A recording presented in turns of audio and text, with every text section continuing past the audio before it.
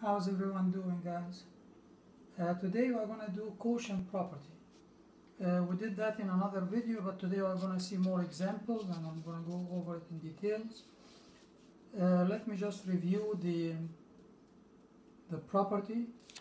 The quotient property says that if you have nth root of a divided by b, like this fraction a over b, all of it inside the radical. Of course, b cannot be 0 because we cannot divide by 0. And all these radicals here, if n is even number, then we can't have negative inside. Like a cannot be negative if n is even. Same thing with b. Example 1. We want to divide the square root of 27 by square root of 3. We notice over here that 27 on the top and 3 has common factor, like we can divide both of them by 3. So what we are going to do, we are going to go backward. We have the numerator as a radical by itself, the denominator as a radical by itself. We are going to combine them in one radical, like this. Square root 27 over 3. Once we combine them as one radical, then 27 divided by 3 is 9, and the square root of 9 is 3. And we are done for this. Here's another example.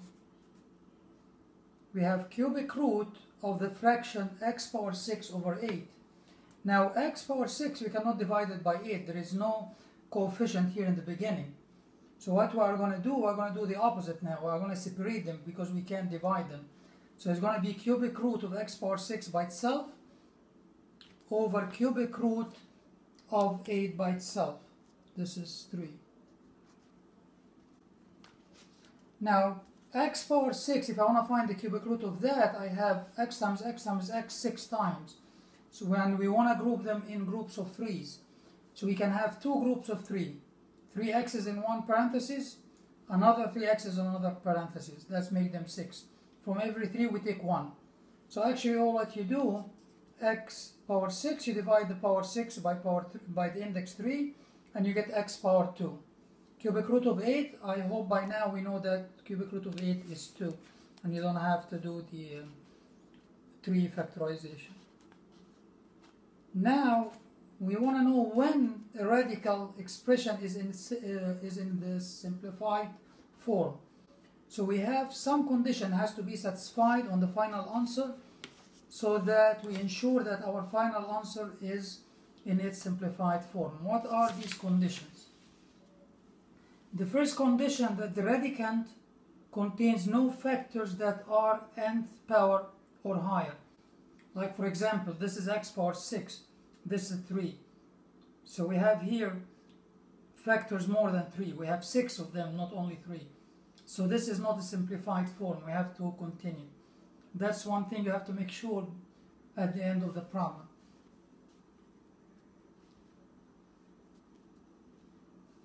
The radicand contains no fractions.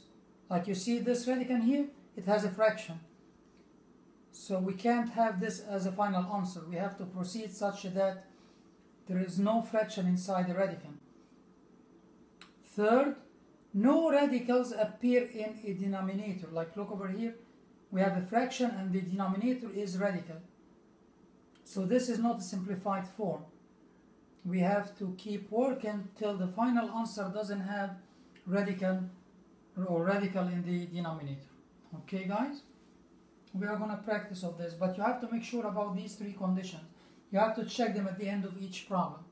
So these need to be copied, so actually pause everything and make sure that you did. Now we are going to try to apply these 3 conditions on some problem.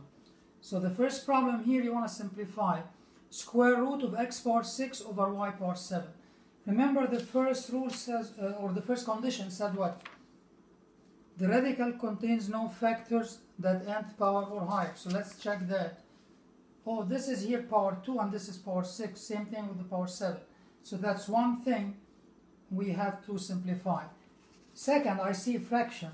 Now one of the conditions you have to make sure about, you have to make sure that the radicand contains no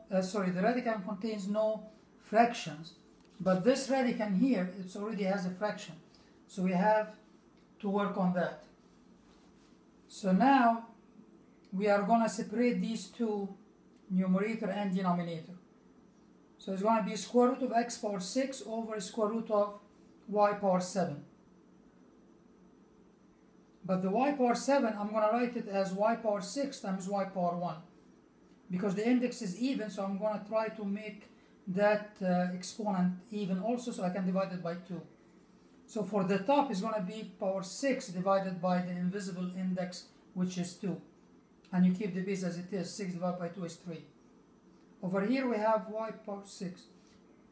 Y power 6, and we divide the power by 2, we get y power 3. This is only one y we cannot simplify, so that's going to stay inside. Now remember we said before, when the index is even, and the exponent here is even, you have to be careful. But over here, even, but the answer is odd. So we don't need the absolute value.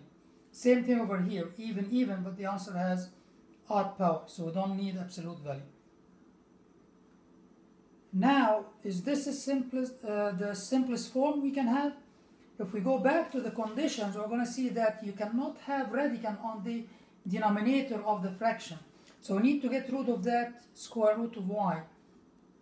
We need to get rid of that square root of y.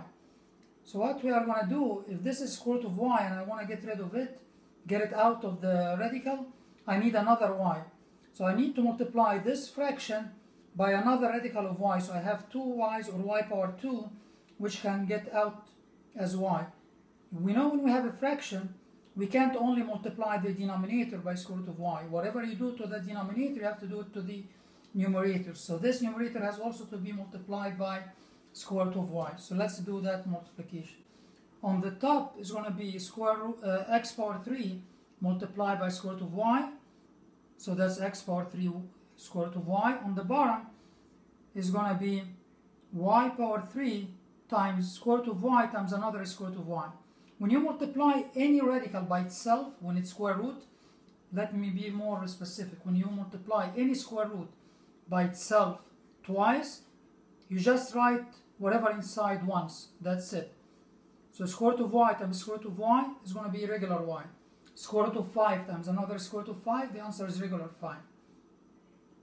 Square root of 7 times the square root of 7 is going to be regular 7. Now we just need to multiply the y power 3 times the y power 1. So that's going to be y power 4. Is this the simplest form? Let's check it. Is inside the radical, do we have any factor more than 2? Why I'm saying more than 2? Because 2 is the index. Or even equal to 2. No, this is y power 1 is less. So that's one condition satisfied. Inside this radical, do we have any denominator? No. In this fraction, that's the third condition you have to check. In this fraction, do we have any radical on the denominator? No, the denominator is only y power 4. So this is the simplified form for this problem. Let's do another one. Alright. On this example, guys, we want to simplify 4th root of 6 over 5x. The whole 6 over 5x is inside the radical. Is this simplified already, or we need to simplify it more? Let's check the 3 conditions. Number 1, inside the radical, we shouldn't have factor to the power 4 or more than 4. 6 has 2 factors. 1, 2 only, meaning 2 power 1. The power 1 is less than the index, so that's good. 2 times 3, 3 same thing, it's power 1. Also less than 4. Same thing with the 5 and the x. So condition number 1 is satisfied. Condition number 2, inside this radical, we shouldn't have a fraction. But this whole fraction is inside the radical. This means it is not in its simplest form. So we need to proceed. So what we are going to do, since 6 is not divided by 5 and I cannot carry any division, so we are going to separate them. The numerator by itself over the denominator. Now let's check. Inside this, we don't have a fraction. But we have a big fraction, and according to the last condition, if you have a fraction, the denominator cannot be radical. But this denominator, 4th root of 5x, it's a radical, so it's not in its simplest form. So how can we simplify this? Actually, we need to get rid of the 4th root of 5x. This is 4th root, the index is 4. So I need to make a group which has 4 of 5s or 4 5s in one parenthesis or 5 power 4. Same thing with the x, I need to make it x power 4. So how are we going to make that? We're going to multiply the fraction by something makes that denominator 5, change that from 5 power 1 to 5 power 4. Same with the x. This is 5 power 1. I want to make it 5 power 4. So I need to multiply it by another 5 power 3. Same thing, it's x power 1. I want to make it x power 4. So I need to multiply one more time the denominator also by x power 3. Because x power 3 times x is x power 4. So I'm going to multiply the denominator by 4th root. You have to keep the index. Then you put inside here whatever you need to make it power 4. If this is power 1 and this is power 4, how many more I need? Just subtract the exponent, which is 1, from the 4. So 4 minus 1 is 3. Same thing, x power 1 subtracted from 4. So it's going to be power 3. Whatever you do to the denominator, you have to do it to the numerator. So we're going to multiply the numerator also by 4th root of 5 power 3 x power 3. Now we do the multiplication. On the numerator, we're going to multiply the inside by the inside. So we do 5 power 3, which is 5 times 5 times 5. It's going to give you 125. Then that 125 you multiply it by 6, and you get 750 x power 3. On the bottom, when I multiply 5 power 1 times 5 power 3, that's going to be 5 power 4. X power 1 times x power 3, that's going to be x power 4. Now, all of this can be the answer for the 4th root. So the 4th root of 5 power 4 x power 4 is going to be just 5x. Don't put the square root or 4th root one more time. And as I mentioned, the 5 is power 3, which is going to give you 125. Then when you multiply that 125 times 6, you get 750.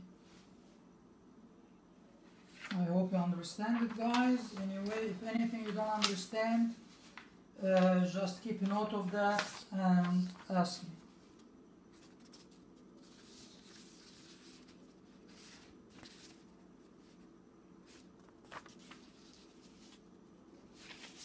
Now here's another problem you want to simplify.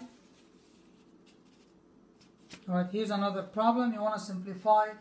5th root of the fraction 3 over 4y. 3 and 4, there is nothing in common, so I cannot carry this division anymore. We don't have any y on the numerator, so this y in the bottom cannot be cancelled with anything. So we are going to separate them. Radical, the 5th root of 3 divided by the 5th root of 4y. Is this fraction is in its simplest form? Actually, we mentioned before that the denominator of a fraction cannot be radical, but over here the denominator is 5th root of 4y. So we need to multiply the numerator and denominator by something makes that denominator whole number or rational number. I have 4 power 1, so how many more I need? 5 minus 1, so I need another 4 power 5 minus 1 or 5 power 4. Y power 1, so I subtract 5 minus 1, I get 4, so I need to multiply by y power 4 inside the 5th radical. So we're going to multiply both numerator and denominator by the 5th root of 4 power 4 y power 4. Now we carry the multiplication. It's going to be 5th root of, we multiply the 3 by the 4 power 3 by the y power 4. On the bottom we multiply the 4 by the 4 power 4, we get 4 power 5. Of course, don't forget the radical, the 5th radical notation. So y power 1 times y power 4 is going to be y power 5. So both of them could be get out of the radical. I have a group of 5 fours, I'm going to take 1. I have group of 5 y's, I'm going to take 1 because here the index is 5, so I need from each 5. Then we just do the math for the top. We do 4 power 3, 4 times 4, 16, 16 times 4 is 64, then we multiply the 64 by 3, we get 768. On the bottom is going to be regular 4 times y.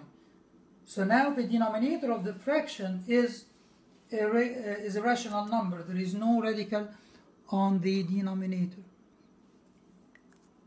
What about the top? On the top, if we check all the conditions, the 3, it's only 1 3, so it's less than the index 5.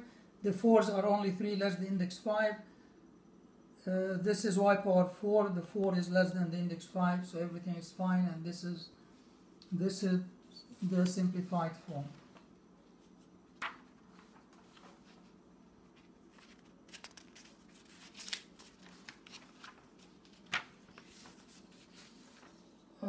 Now we are gonna do, or that's enough for now. This we're gonna do on the other